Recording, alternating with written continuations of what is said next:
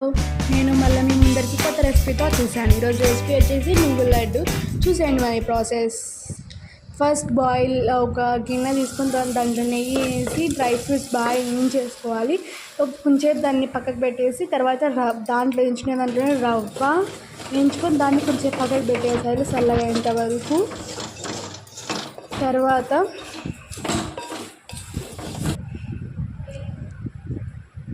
చక్కెర పోసుకొని దాంట్లో లైట్గా అంటే చిన్న గ్లాస్ వాటర్ పోసి బాగా పాకొచ్చేంత వరకు, ఇప్పుడు చూపించేంత షుగరే వేయాలి, ఎక్కువ వేయకూడదు.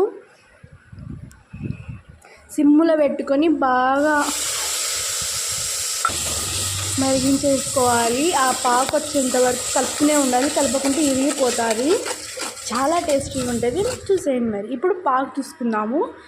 కొన్ని వాటర్ తీసుకొని ఒక దాంట్లో ప్లేట్ బాయిల్ ఏదో ఒకటి దాంట్లో ఆ పాకు అనేది వేసుకుంటే తెలిసిపోతుంది. తర్వాత ఇప్పుడు దాన్ని రవ్వని కలిపేసి డ్రై ఫ్రూట్స్ని కలిపేసి rava laddu finish. Thank you, bye bye.